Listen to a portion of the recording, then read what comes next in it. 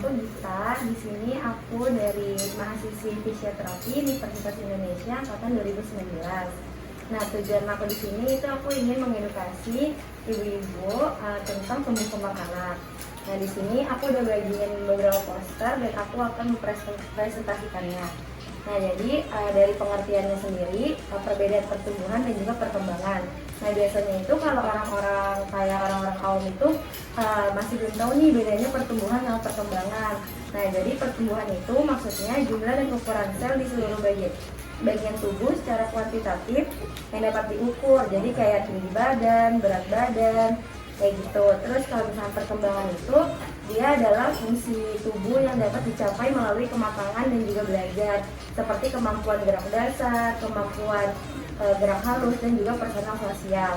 Nah, biasanya kan kalau orang-orang itu bilangnya kayak anak saya sudah tumbuh dewasa. Nah, itu tuh salah. Harusnya kalau dewasa itu namanya perkembangan. Nah, kalau tumbuh itu kayak tumbuh besar, ya fisiknya kayak gitu. Nah, di sini perkembangan itu terbagi menjadi 4, ada motorik kasar, motorik halus, bahasa, dan juga sosial emosional. Nah, kalau motorik kasar itu yang kayak gerakan-gerakan pada umumnya, maksudnya yang terlihat dengan kasat mata seperti duduk, merangkak, berdiri, melompat, seperti itu. Sedangkan motorik halus itu adalah gerakan yang lebih detail seperti memegang gunting, memegang pensil, membuka tutup botol, dan lain-lainnya. Nah, untuk bahasa itu adalah kemampuan berbicara dan juga produksi suara dari anak. Nah, sedangkan sosial emosional itu adalah kemampuan beradaptasi dengan lingkungan di sekitarnya seperti sekolah, mengaji, dan lain-lain. Nah, di sini ada posisi dan pola gerak pada anak yang normal. Nah, di sini yang pertama itu kalau anak-anak itu kan biasanya dari terlentang. Iya, dari bayi. Nah, ketika posisi terlentang itu posisinya itu harus aktif dan bergerak dengan pola tertentu. Nah, setelah terlentang itu anak pasti itu terlungkup. Nah, kalau terlungkup itu kita harus pastikan anak itu bisa mengontrol kepala, mengontrol badan, dan ada dukungan dari tangannya biar dia itu gak jatuh gitu. Setelah terlungkup biasanya itu anak kan berguling. Nah, ketika berguling ini anak itu bisa berguling dengan tumpuan di bahu atau juga di bahu atau juga di pinggul. Nah, gitu. Setelah berguling ada merangkak. Nah, ketika merangkak itu anak juga harus mengontrol kepalanya supaya tidak oleng. Lalu ada dukungan dari tangannya di sini dan ada perputaran pada badannya. Jadi ketika dia merangkak pasti dia ada putaran di badannya gitu. Dan gerakannya itu selang-seling kayak kanan ke kiri gitu. Setelah merangkak pasti anak itu akan duduk. Nah, di duduk ini kepalanya dan juga badannya juga harus dikontrol dan juga harus ada keseimbangannya. Jadi biasanya itu kan anak kalau yang belum bisa duduk pasti kayak oleng-oleng gitu. Nah, kalau misalkan pola dan posisi yang normalnya itu harusnya udah bisa menjaga keseimbangannya. Setelah itu ada merangkak. Nah, biasanya itu ketika merangkak anak itu bertumpu pada lutut dan akan menuju ke berlutut. Nah, ketika berlutut, kepala dan badannya juga harus dikontrol sehingga menjaga keseimbangan.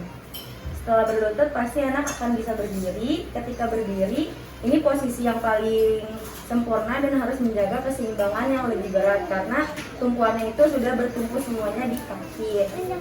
Ketika sudah bisa berdiri, anak pasti akan berjalan dengan perputaran badan dan juga keseimbangan saat berdiri.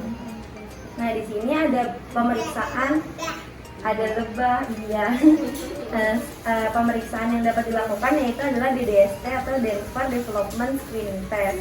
Nah, ini adalah salah satu screening terhadap kelainan perkembangan anak. Jadi, tujuan tes ini itu adalah untuk mengetahui proses perkembangan anak dan juga bisa ditemukan kelainan perkembangan. Jadi, misalkan kalau anak duduk itu kan sekitar umur 4 sampai 6 bulan. Kalau misalkan 8 bulan misalnya anaknya belum bisa duduk nih gitu, kayak perkembangannya lambat, nah itu patut dicurigai. Jadi harus sebenarnya pemeriksaan ini harus dilakukan sedini mungkin biar kalau kita tahu perkembangannya itu lambat, kita bisa buru-buru bawa anak itu ke dokter anak atau nanti bisa dirujuk ke fisioterapi anak gitu. Nah, tujuan dari pemeriksaannya itu umurnya tadi 3 bulan sampai 6 tahun. Nah, lama tesnya itu cuma sampai 15 menit dengan 10 pertanyaan yang diajukan kepada orang tua. Lalu kalau nilainya itu kurang dari 7, maka anak dicurigai adanya kelainan. Sedangkan nilainya 7 sampai 8 itu bisa diulangi lagi 1 minggu kemudian. Dan kalau nilainya itu lebih dari 9, berarti anaknya itu sudah cukup baik perkembangannya. Nah, terima kasih. Nah, di sini aku ini ada tadi tes perkembangan anak. Kalau misalkan nanti dede-dedenya mau aku periksa boleh, tapi kalau nggak mau juga nggak apa-apa. Ya, terima kasih dari aku. Wassalamualaikum warahmatullahi wabarakatuh.